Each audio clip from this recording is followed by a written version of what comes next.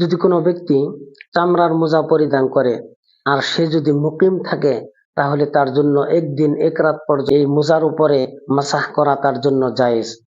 আর যদি মুসাফির থাকে, সফরে যদি থাকে, তাহলে তার জন্য 3 দিন রাত পর্যন্ত এই মোজার উপরে মাসাহ করা তার জন্য জায়েজ। এখন কোনো ব্যক্তি যদি বরফ স্থানে থাকে, ঠান্ডা এলাকায় থাকে, আর সেখানে সে মোজা পরে আছে, কিন্তু এই মোজার মেয়াদ শেষ হয়ে যাওয়ার পরে তার তো মোজা খুলতে হবে, কিন্তু এই ঠান্ডার কারণে, এই শীতের কারণে সে যদি মোজা খুলে ফেলে, তাহলে তার পাও সম্পূর্ণভাবে অবশ হয়ে যায় এবং বেকার হয়ে যায়, পাও কোনো কাজ দেয় না।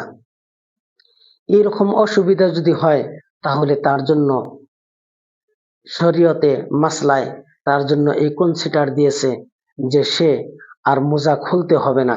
সে মোজার উপরে, মোজার মেয়াদ শেষ হয়ে যাওয়ার পরেও সে মোজার উপরে মাসাহ চালিয়ে যেতে পারবে, তার জন্য জায়েজ হবে।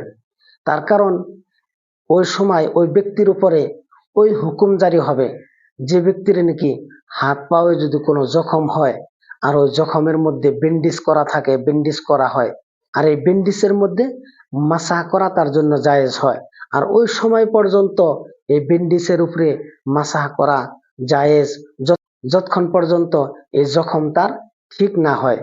ঠিক একইভাবে ওই ব্যক্তি যিনি এই ঠান্ডার কারণে মোজা খুলে ফেললে তার পাও সম্পূর্ণভাবে অবশ হয়ে যায়, তার জন্যও এই চামড়ার মোজার উপরে সে মাসাহ করে যেতে পারবে, তার জন্য জায়েজ হবে।